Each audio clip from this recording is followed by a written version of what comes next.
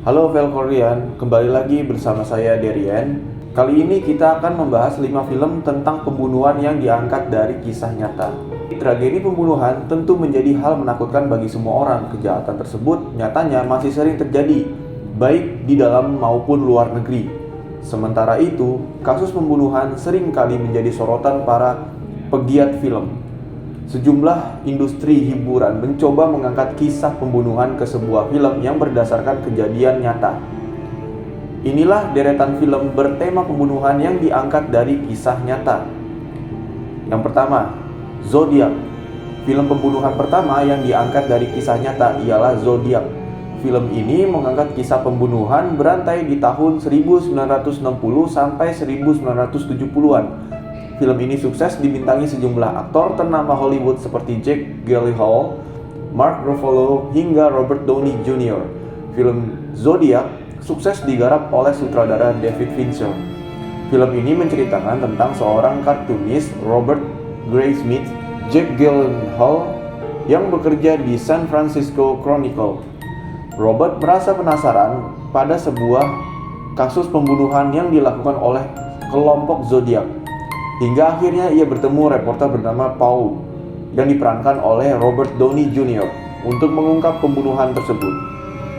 Yang kedua, The Frozen Ground. The Frozen Ground adalah film thriller yang didasarkan pada pembunuhan berantai kehidupan nyata Robert Hansen yang berprofesi sebagai tukang roti.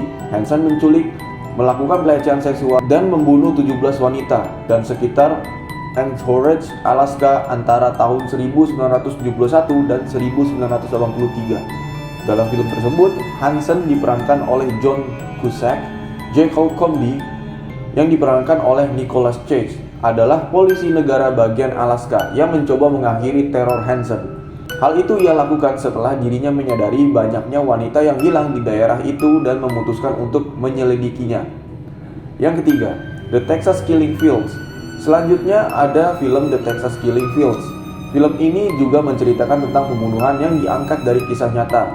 The Texas Killing Fields menceritakan Soder, seorang detektif pembunuhan di sebuah kota kecil di Texas yang tengah menyelidiki seseorang pembunuh berantai sadis yang terjadi di Texas, di Amerika Serikat.